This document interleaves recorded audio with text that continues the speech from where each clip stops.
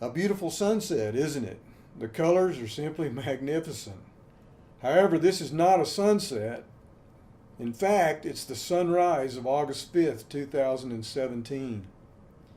The magnificent color is the product of smoke from rangeland and forest fires burning all over the Great Basin and Intermountain West. The ground we're standing on, the Horseshoe Ranch, this allotment, we have taken 100% of the AUMs, 100% of the dates and times. This ground that you see behind me will not have a cow until 2019, the way our grazing plans are administered. On this ranch to date, we've had 5 fires. On Elko Land and Livestock, the company as a whole, we're up to 16 fires. This is not a trend we can continue to go down. This is not a path we can go down. So the allotment that we're in, we can graze it from about the 1st of May till the 15th of September. If you wanted to, you couldn't write a better prescription grazing plan to increase cheatgrass than that.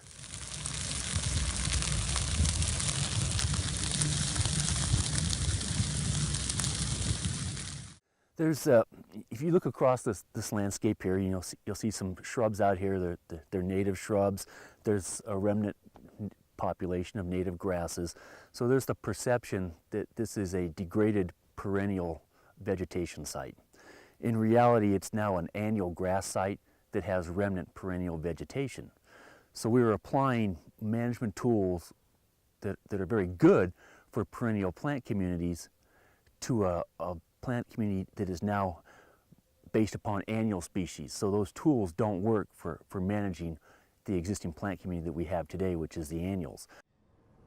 This shows what happens to these ecosystems when we apply the appropriate grazing management techniques.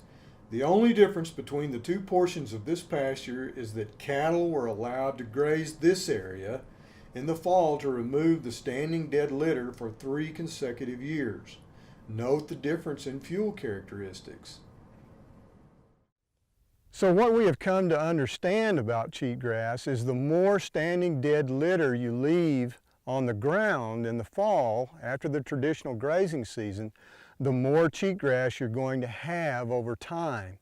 So these areas that are now mixed annual and perennial grassland understories, we have to begin thinking about managing the annual component of these ecosystems. If we continue down the path of inflexible management regulations, we are destined to relive the horrors of the 1930s. Only this time it will be a cinder bowl instead of a dust bowl.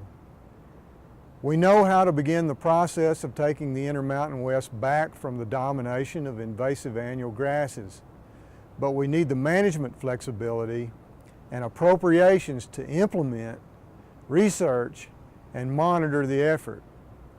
A fuels management approach is the new management paradigm necessary to maintain our options for the future in public land management.